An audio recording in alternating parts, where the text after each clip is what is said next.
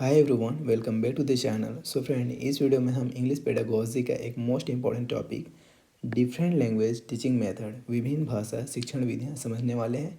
यहाँ से अक्सर टीचिंग एग्जाम में क्वेश्चन पूछे जाते हैं और आगे भी पूछे जाएंगे। तो ये इम्पॉर्टेंट हो जाता है कि आप इसे समझें, जानें और यहाँ से आने वाले सवाल को फिर सॉल्व कर पाएँ। समझेंगे बेहद आसान भाषा में। लेकिन उससे पहले एक चीज़ आपको बता दूं, ये इंग्लिश पेडागोजी का चौथा क्लास है। इससे पहले ऑलरेडी हमने 3 क्लासेस अपलोड कर दिया है। अगर आपने उन तीनों क्लासेस को अभी तक नहीं देखा है तो यहाँ ऊपर आई बटन में देखिए, आपको प्लेलिस्ट का लिंक शो हो रहा होगा, उस पर क्लिक करके आप उन तीनों क्लासेस को भी देख सकते हैं। और इस वीडियो को देखने के बाद उन तीनों क्लासेस को ज़रूर देखिए ताकि आपका एक बेटर अंडरस्टैंडिंग बन सके इंग्लिश लैंग्वेज को लेकर। चलिए शुरू करते हैं। इसमें हम सबसे पहला मेथड समझने वाले हैं, टॉप डाउन मेथड, ऊपर से नीचे। ये क्या है, पॉइंट्स को पढ़ेंगे तो क्लियर हो जाएगा।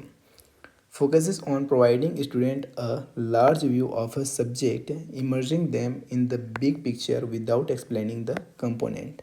कहने का मतलब क्या है, इसमें बच्चों को large view of a subject मतलब क्या हुआ इसका, तो किसी विषय का एक बड़ा दृष्टिकोण प्रदान करने पर केंद्रित होता है। ये घटकों को समझाए बिना ही उन्हें बड़ी तस्वीर में एक प्रकार से बोला जाए तो डुबा देना, big picture without explaining the component मतलब उनके घटकों को, उनके अवयवों को बताए बिना ही। इसका एग्जाम्पल है, in an ESL class it would begin by emerging student in all aspect, writing, reading, pronunciation. मतलब क्या हुआ इसका, तो यहाँ पे एक टर्म आया है ESL। ये क्या होता है, तो इसको मैं यहाँ पे लिख देता हूँ। इसका फुल फॉर्म क्या होता है, इसका फुल फॉर्म होता है English as a second language. English as second language.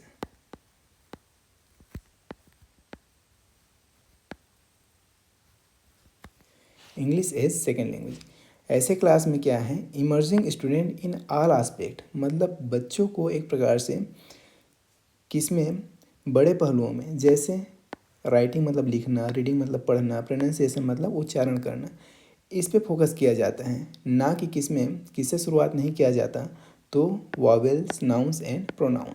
किससे शुरू नहीं किया जाता, तो संज्ञा, सर्वनाम और स्वर, इन चीज़ों से शुरू करने के बजाय किस पे फोकस किया जाता है, सीधे सीधे लेखन, रीडिंग और प्रोनाउंसिएशन पे। कहने का मतलब क्या हुआ, देखो, पहले आपको पूरी कहानी या विषय दिखाया जाता है, जैसे सीधे अंग्रेजी में बात करना हो सकता है या फिर एक किताब पढ़ना शुरू कर देना हो, है ना। खास बात इसमें क्या है, इसमें छोटे छोटे हिस्सों जैसे कि व्याकरण के नियम को बाद में समझा जाता है। सिंपल सा मतलब ये हुआ इसका। क्लियर है। चलिए अगला देखते हैं, बॉटम अप मेथड, नीचे से ऊपर। पॉइंट्स दिए हैं इसमें, पॉइंट्स को पढ़िए फिर क्लियर होते जाएगा। पहला पॉइंट है इसमें, begins with the component parts of a subject and gradually builds up to the whole। मतलब क्या है इसका, तो यह किसी विषय के घटक भाग से शुरू होकर धीरे धीरे संपूर्ण तक बनती है। क्लियर है। एग्जाम्पल है इसका, इन an ESL class it would begin with phonics, letters, vowels and syllables which are the building blocks of a language। कहने का मतलब क्या हुआ, एक ESL कक्षा में यह ध्वनि, अक्षर और शब्दांश से शुरू होगा, जो क्या है, जो भाषा की नींव है। बिल्डिंग ब्लॉक ऑफ लैंग्वेज, भाषा की नींव होता है। क्लियर है, आसान है। उसके बाद आगे चलते हैं, तीसरा है डायरेक्ट मेथड, प्रत्यक्ष विधि। पॉइंट दिया है इसमें, teaching is done entirely in the language being learned. मतलब क्या हुआ इसका, मतलब इसका सिंपल है, मतलब इसका सिंपल है। कहने का मतलब क्या है, शिक्षण पूरी तरह से सीखी जा रही भाषा में ही किया जाता है। कैसे किया जाता है, जो भाषा सीखी जा रही है उसी में ही शिक्षण किया जाता है। अगला है इसमें, the use of the learners original language mother tongue is not allowed. मतलब क्या हुआ, शिक्षार्थी की मूल भाषा जो क्या होती है, मातृभाषा होती है, उसकी अनुमति नहीं होती। क्लियर है मैं क्या बोल रहा हूँ। अगला पॉइंट है इसमें, grammar rules are avoided and there is an emphasis on good pronunciation. व्याकरण के नियमों से बचा जाता है, इसमें व्याकरण के नियमों को अवॉइड किया जाता है और अच्छे उच्चारण पर जोर दिया जाता है। फोकस किस में किया जाता है, तो good pronunciation, emphasis on good pronunciation. Simple भाषा में अगर समझें तो क्या है, देखो डायरेक्ट मेथड क्या है, प्रत्यक्ष विधि क्या है, जो भाषा सीखनी है उसी में ही पढ़ाया जाता है। पहले लाइन का मतलब तो ये हुआ। खास बात इसका क्या है, तो आपकी जो मातृभाषा है, जो मदर टंग है, उसके उपयोग करने की अनुमति नहीं होती। क्लियरली लिखा है यहाँ पे, देखिए क्या लिखा है, mother tongue is not allowed. आपकी मातृभाषा को उपयोग करने की अनुमति नहीं होती। फिर है व्याकरण के जो नियम हैं उसको याद नहीं कराए जाते, पर अच्छे उच्चारण पर जोर दिया जाता है। Grammar rules are avoided and there is an emphasis on good pronunciation. अच्छे उच्चारण पर फोकस किया जाता है। घुमा फिरा के बात यह है, इसमें शिक्षण उसी लैंग्वेज में होता है जिस लैंग्वेज को सीखी जानी है। क्लियर है? चलिए अगला देखते हैं। चौथा है ग्रामर ट्रांसलेशन, ग्रामर अनुवाद विधि, व्याकरण अनुवाद विधि। क्या है ये? पॉइंट दिया है इसमें, पढ़िए। पहला पॉइंट है इसमें, learning is largely by translation to and from the target language. मतलब क्या हुआ इसका, सीखना काफ़ी हद तक लक्ष्य भाषा में और उससे अनुवाद द्वारा होता है। दूसरा पॉइंट है इसमें, grammar rules are to be memorised and long list of vocabulary learned by heart. मतलब व्याकरण के नियमों को याद करना होता है इसमें, और शब्दावली की लंबी सूचियाँ रटकर सीखी जाती हैं। किसमें? ग्रामर ट्रांसलेशन मेथड में। दोनों पॉइंट्स याद रखेंगे, दोनों पॉइंट्स को एग्जाम में पूछा जाता है। तीसरा पॉइंट है, there is little or no emphasis on developing oral ability, mother tongue is useful in this method. कहने का मतलब क्या है, मौखिक क्षमता विकसित करने पर कम या फिर बिल्कुल भी जोर नहीं दिया जाता, ऐसा कह सकते हैं। और मातृभाषा इस विधि में उपयोगी होती है। साफ साफ लिखा गया है, mother tongue is useful in this method. इस विधि में जो मातृभाषा है वो उपयोगी होती है। अगर आसान शब्दों में इसे समझना चाहें तो ये कुछ इस तरह से है। देखिए, भाषा सीखने का मुख्य तरीका क्या होता है? अनुवाद होता है, ट्रांसलेशन होता है। भाषा सीखने का मुख्य तरीका क्या होता है? तो ट्रांसलेशन होता है, अनुवाद होता है। व्याकरण के नियम और शब्दों की लंबी सूचियाँ याद करनी पड़ती हैं। और आगे क्या है, बोलने की क्षमता पर ज़्यादा ध्यान नहीं दिया जाता और मातृभाषा इसमें उपयोगी होते हैं। ये चीज़ें मैंने आपको अभी तक बताया है इसमें, इसे आप लोग याद रखेंगे। और ये जो ग्रामर ट्रांसलेशन मेथड है ये बेहद इंपॉर्टेंट है, यहाँ से कई बार क्वेश्चन पूछा जा चुका है, तो इन पॉइंट्स को आप अच्छे से समझ जाइए, याद कर लीजिए। आगे चलते हैं। अगला है द स्ट्रक्चरल अप्रोच, मतलब संरचनात्मक दृष्टिकोण। पॉइंट्स को पढ़ते जाएंगे, क्लियर होते जाएगा। This method sees language is a complex of grammatical rules to be learned one at a time in a set order. मतलब क्या हुआ इसका, यह विधि भाषा को व्याकरणिक नियमों के एक जटिल रूप में देखती है, जिसे एक निर्धारित क्रम में एक एक करके सीखना होता है। उसके बाद अगला पॉइंट इसमें क्या दिया है उसे पढ़िए। Grammar structures are used to learn the language. भाषा सीखने के लिए व्याकरण संरचनाओं का उपयोग इसमें किया जाता है। इसमें क्या होता है, इसमें भाषा को व्याकरण के नियमों का एक क्रम माना जाता है। किसमें? स्ट्रक्चरल अप्रोच में। नाम में ही क्या है, स्ट्रक्चर है। नाम में ही क्या है, इसके स्ट्रक्चर है, तो इसे एक स्ट्रक्चर माना जाता है। मतलब इसमें भाषा को व्याकरण के नियमों का एक क्रम माना जाता है, एक सेट ऑर्डर माना जाता है। क्लियरली लिखा है, क्लियर है। भाषा सीखने के लिए व्याकरण की संरचनाओं, ग्रामर स्ट्रक्चर्स का इस्तेमाल इसमें किया जाता है। Grammar structures are used to learn the language. Clear है। अगला है फिर द नेचुरल अप्रोच, प्राकृतिक विधि। पॉइंट्स को पढ़िए, क्लियर होते जाएगा। Stresses the similarities between learning the first and second languages. मतलब क्या है, यह पहली और दूसरी भाषा सीखने के बीच की समानताओं पर जोर देती है। अगला पॉइंट है इसमें, there is no correction of mistake. मतलब गलतियों को सुधारा नहीं जाता। किसमें?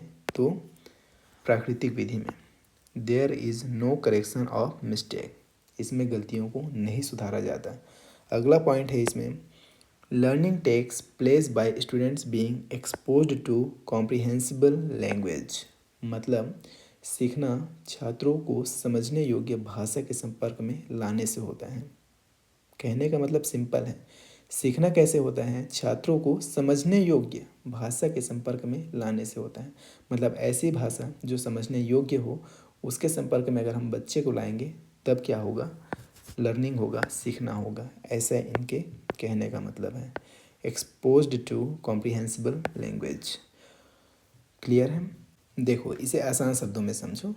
प्राकृतिक विधि जो नेचुरल अप्रोच है, ये ऐसा मानता है कि दूसरी भाषा भी ठीक वैसे ही सीखी जाती है जैसे हमने पहली भाषा को सीखी थी। क्लियर है? और आगे अगर इसमें हम समझें तो इसमें आपकी गलतियों को ठीक नहीं किया जाता, जो कि हमने आपको बता दिया। सीखने के लिए बस आपको समझने योग्य भाषा के संपर्क में लाया जाता है। क्लियर है? आसान है, एकदम ईजी है। चलिए अगला है audio lingual approach. Audio lingual approach, सुनकर सीखना। पहला पॉइंट है इसमें, the theory is that learning a language means acquiring habit. इसका मतलब क्या है? सिद्धांत यह है कि भाषा सीखने का अर्थ है आदतों को ग्रहण करना। एक्वायरिंग हैबिट, आदतों को ग्रहण करना। दूसरा पॉइंट है, new language is first heard and extensively drilled before being seen in it's return form. कहने का मतलब क्या हुआ, इसे आप लोग नोट डाउन करके रखेंगे। देखिए, नई भाषा को पहले सुना जाता है। New language is first heard and extensively drilled, और उसके बाद क्या किया जाता है? व्यापक रूप से उसका अभ्यास किया जाता है, इससे पहले कि उसे लिखित रूप में देखा जाए। Before being seen in its written form. Simple है, नई भाषा को पहले सुना जाता है और व्यापक रूप से अभ्यास किया जाता है, इससे पहले कि उसे लिखित रूप में देखा जाए। आसान है, याद रहेगा। देखो, आसान शब्दों में समझो। श्रव्य मौखिक दृष्टिकोण, इसका हिंदी में हम कहेंगे ऑडियो लिंगुअल अप्रोच को सुनकर सीखना। श्रव्य मौखिक दृष्टिकोण, सिंपल शब्दों में अगर इसे समझें तो यह आदत बनाने पर जोर देता है। किस पर जोर देता है? तो एक्वायरिंग हैबिट, कह सकते हैं कि आदत बनाने पर जोर देता है। नई भाषा को पहले सुना जाता है, हर्ड, और उसके बाद अभ्यास किया जाता है, ड्रिल्ड, फिर उसे लिखित रूप में देखा जाता है। ये इसके कहने का मतलब है। क्लियर है? चलिए आगे इसी में एक और इम्पॉर्टेंट टॉपिक देखते हैं, जो है मल्टीलिंगुअलिज्म कॉन्सेप्ट, मतलब बहुभाषावाद की अवधारणाएं, जिसमें आपको कुछ चीज़ों को समझना है, जैसे कोड स्विचिंग, उसके अलावा कोड मिक्सिंग, उसके अलावा इसमें है कोड मैशिंग, और एक और है ट्रांसलैंग्वेजिंग। इन सभी भी क्वेश्चन पूछे जाते हैं। ये सभी भी आसान है, बस आपको समझने की देरी है। चलिए समझ ही लेते हैं आज। चलिए इसमें पहला समझते हैं कोड स्विचिंग। पहला पॉइंट है इसमें, code switching is the shifting from one language to another within a conversation, sentence और discuss, depending on the speaker's purpose, context और ऑडियंस। कहने का मतलब क्या है? तो कोड स्विचिंग एक बातचीत, वाक्य या प्रवचन के भीतर एक भाषा से दूसरी भाषा में बदलाव, जो कि वक्ता के उद्देश्य, संदर्भ या दर्शकों पर निर्भर करता है। एग्जाम्पल से क्लियर हो जाएगा। चलिए एग्जाम्पल देखते हैं। Example in classroom, a teacher saying the verb is in past tense, क्योंकि ये कल हुआ था। समझ में आ रहा है कुछ? देखो, इसका एग्जाम्पल क्या है, उदाहरण क्या है? एक शिक्षक का कहना है कि the verb is in past tense, क्योंकि यह कल हुआ था। अब इसमें क्या हुआ? तो देखो, टीचर बोल रहा है कि the verb is in past tense, ये तो पूरी तरह से इंग्लिश में है, और फिर इसी में आगे वो बोलता है क्योंकि यह कल हुआ था। अब ये तो हिंदी में है, तो यही क्या है? यही है कोड स्विचिंग। क्लियर हुआ? पर्पस इन टीचिंग, इनका उद्देश्य क्या है शिक्षण में इसका उद्देश्य देखिए, clarification to explain complex ideas using language one, मतलब पहली भाषा का उपयोग करके जटिल विचारों को समझाने के लिए इसका उपयोग किया जाता है, स्पष्टीकरण के लिए, क्लेरिफिकेशन के लिए। उसके बाद क्लासरूम मैनेजमेंट, गिविंग इंस्ट्रक्शंस और डिसिप्लिन कमांड, मतलब कक्षा प्रबंधन के लिए भी हम इस्तेमाल कर सकते हैं, निर्देश या अनुशासन आदेश देने के लिए। समझ में आया? देखो आसान शब्दों में समझो इसे। बातचीत या वाक्य के बीच में पूरी एक भाषा से दूसरी भाषा पर चले जाना क्या होता है? कोड स्विचिंग होता है। क्लियर है? ये क्या होता है? कोड स्विचिंग होता है। अब यहाँ पे एग्जाम्पल सिंपल है। पहला जो सेंटेंस आपको दिख रहा है, the verb is in past tense, ये पूरी तरह से कैसा है? तो ये पूरी तरह से इंग्लिश में है। ये तो क्लियर हो रहा है सबको ना। उसके बाद इसी का अगला सेंटेंस क्या है? क्योंकि यह कल हुआ था, ये कैसा है? तो ये पूरी तरह से हिंदी में है। ये पूरी तरह से हिंदी में है। और यही किसका एग्जाम्पल है? तो कोड स्विचिंग का। अगर एग्जामिनर आपको यही सेंटेंस दे दे, the verb is in past tense, क्योंकि यहाँ कल हुआ था, तो आपको समझ जाना है, क्या समझ जाना है? यह क्या है? यह है कोड स्विचिंग। और आपको कोड स्विचिंग पे वहाँ पे टिक करके आना है, आपको 1 नंबर मिल जाएगा। आसान है। चलिए अगला देखते हैं इसमें, कोड मिक्सिंग। अगला क्या है? अगला है code mixing. Code mixing is the blending of words और phrases from one language into another within the same sentence और ट्रांस। मतलब क्या है इसका? कोड मिक्सिंग एक ही वाक्य या उच्चारण के भीतर एक भाषा से शब्दों या वाक्यांशों को दूसरी भाषा में मिश्रित करना है। समझ में नहीं आया? देखो मैं बताता हूँ। एक ही वाक्य में एक भाषा के शब्दों या वाक्यांशों को दूसरी भाषा में मिला देना। एग्जाम्पल से क्लियर होगा ये किससे क्लियर होगा? एग्जाम्पल से क्लियर होगा। ब्लेंडिंग ऑफ वर्ड्स और phrases from one language into another. Example क्या है इसका? देखिए, I need to submit my homework कल तक। देखो, English sentence with a Hindi phrase. क्या बोल रहा है? I need to submit my homework कल तक। यहाँ तक तो ये क्या बोला? देखिए यहाँ तक रेड पेन में कर देता हूँ। यहाँ तक ये बोला इंग्लिश। क्लियर है? और आगे फिर क्या बोल दिया? इसी में क्या मिक्स कर दिया? हिंदी। ये पूरा एक वाक्य है। ये पूरा एक वाक्य है, पूरा एक सेंटेंस है जिसमें I need to submit my homework कल तक। तो ये क्या होता है? कोड मिक्सिंग होता है। इसमें मिक्स कर दिया। अगर ऐसा कोई सेंटेंस आपको दिखता है और पूछता है 4 ऑप्शन दे के कि ये कोड मिक्सिंग है, कोड मिक्सिंग है, कोड स्विचिंग है, या क्या है, none of the above, all of the above, जो भी ऑप्शन दे दे आपको सिंपली समझ जाना है कि ये क्या है? ये है कोड मिक्सिंग का एग्जाम्पल। सवाल ऐसे ही आते हैं। जब हम सवाल करेंगे, जब प्रैक्टिस सेट लगाएंगे, तब आपको ऐसे सवाल देखने को मिलेंगे। अगला पॉइंट है इसमें, देखिए, मुझे थोड़ा टाइम चाहिए टू कंप्लीट दिस टास्क। अब इसमें देखिए, यहाँ पे क्या बोल दिया? यहाँ पे बोल दिया हिंदी, मुझे थोड़ा टाइम चाहिए। और आगे क्या बोल दिया? To complete this task. इस टास्क को पूर्ण करने के लिए, इस कार्य को पूरा करने के लिए मुझे थोड़ा टाइम चाहिए। अब यहाँ पे ये तो है हिंदी, जो कि क्लियरली आप लोग पहचान पा रहे हैं, और ये क्या है? इंग्लिश। एक ही सेंटेंस में, एक ही वाक्य में 2 लैंग्वेजेस आपको जहाँ पे देखने को मिले, वो क्या है? कोड मिक्सिंग है। क्लियर है? Hindi with an English phrase. अब यहाँ पे नोट करके जो दिया है उसे आप लोग ध्यान से पढ़िए। Code switching refers to the moment from one language to another. Code mixing क्या होता है और कोड स्विचिंग क्या होता है, ये चीज़ आपको क्लियर करने के लिए नोट दिया गया है। नोट में आपको बताया गया है कि कोड स्विचिंग क्या होता है। Code switching refers to movement from one language to another. Code switching क्या होता है? एक भाषा से दूसरी भाषा में चले जाना, ये होता है कोड स्विचिंग। इसमें आपको कंफ्यूज नहीं होना है। एक भाषा से दूसरी भाषा में चले जाना होता है कोड स्विचिंग। और कोड मिक्सिंग क्या होता है? एक ही सेंटेंस में, एक ही वाक्य में 2 लैंग्वेज को मिक्स कर देना, अलग लैंग्वेज को मिक्स कर देना ही क्या होता है? कोड मिक्सिंग होता है। चलिए अगला देखते हैं, कोड मैशिंग। चलिए समझते हैं आखिर ये कोड मैशिंग क्या है। पहला पॉइंट है, code mashing is an instructional approach that invites multiple languages and language varieties within the classroom. मतलब कोड मैशिंग एक अनुदेशात्मक दृष्टिकोण है जो कक्षा के भीतर कई भाषाओं और भाषा किस्मों को आमंत्रित करता है। इन्वाइट्स वेराइटी ऑफ लैंग्वेजेस, ये पॉइंट आप लोग ध्यान में रखेंगे। Invites multiple languages and language varieties within the classroom. दूसरा पॉइंट है इसमें, the idea is to encourage students to share their home language और dialect and not be made to feel that their language is any less valuable. मतलब इसका विचार छात्रों को उनकी घरेलू भाषाओं या बोलियों को साझा करने के लिए प्रोत्साहित करता है और उन्हें यह महसूस न कराना कि उनकी भाषा कम मूल्यवान है।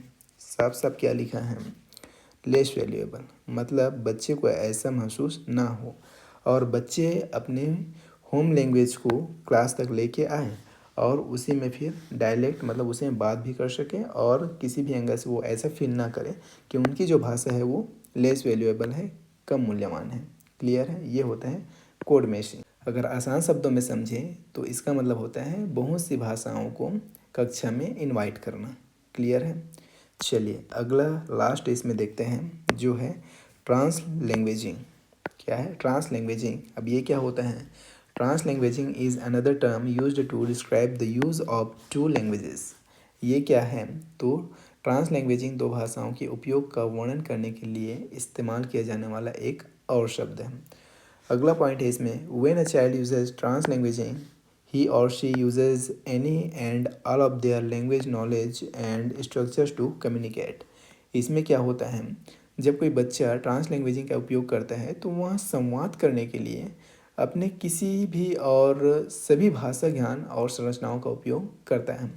अगला पॉइंट है इसमें, it is the same behaviour as interacting with other bilinguals, changing language base freely, translating whenever needed, and intermingling one's language in the form of code switching and borrowing। मतलब यह अन्य द्विभाषियों के साथ बातचीत करने जैसा ही व्यवहार है। स्वतंत्र रूप से भाषा आधार बदलना, जब भी आवश्यक हो अनुवाद करना और कोड स्विचिंग और उधार लेने के रूप में अपनी भाषाओं का आपस में मिलाना, अपनी भाषाओं को आपस में मिक्स करना। देखो इसे आसान भाषा में समझो, ये है क्या? यह बच्चे द्वारा अपनी सभी भाषाओं के ज्ञान का इस्तेमाल करके बात करना है। क्या है ये? When a child uses translanguaging he or she uses any and all of their language knowledge and structures to communicate. मतलब बात करने के लिए वे अपनी किसी भी भाषा का इस्तेमाल इसमें कर सकते हैं। और ट्रांस लैंग्वेजिंग क्या है? तो describe the use of two language, ये एक टर्म है जो दो भाषा के इस्तेमाल करने को दर्शाता है। और आगे अगर इसमें हम समझें चीज़ों को तो देखो ये होता क्या है, इसमें कोड स्विचिंग, अनुवाद और भाषाओं को मिलाना सब शामिल होता है। क्या शामिल होता है? तो इसमें कोड स्विचिंग और भाषाओं को मिलाना सब शामिल होता है। यह द्विभाषी लोगों का बात करने का एक स्वाभाविक तरीका है। क्लियर है? तो इस वीडियो में इतना ही एंड आई होप कि आपको ये वीडियो पसंद आया होगा और जो भी चीज़ें इसमें हमने आपको बताया है सभी चीज़ें समझ में आया होगा। कहीं भी कोई भी डाउट हो तो वीडियो को एक बार फिर से देखिए, हो सके तो नोट बनाइए, फिर चीज़ें आपको क्लियर हो जाएगा, जो कि आपको डायरेक्ट हेल्प करेगा आपके एग्ज़ाम में। कैसे हेल्प करेगा आपको पता चलेगा प्रैक्टिस सेट जब हम करेंगे तो देखिए अगर आप सीजी टेट का तैयारी कर रहे हैं या शिक्षक भर्ती एग्ज़ाम का तैयारी कर रहे हैं और अगर आपने अभी तक इस चैनल को सब्सक्राइब नहीं किया है तो चैनल को आज ही सब्सक्राइब करके जुड़िए, क्योंकि देखिए इस चैनल के थ्रू हम सीजी टेट और शिक्षक भर्ती से संबंधित बहुत सारे कंटेंट डिलीवर करने वाले हैं आप तक, जो आपको फॉर श्योर हेल्प करेगा आपके एग्ज़ाम में। तो इसी के साथ हम इस वीडियो को यहीं एंड करते हैं, मिलते हैं नेक्स्ट वीडियो में। Till then take care, bye.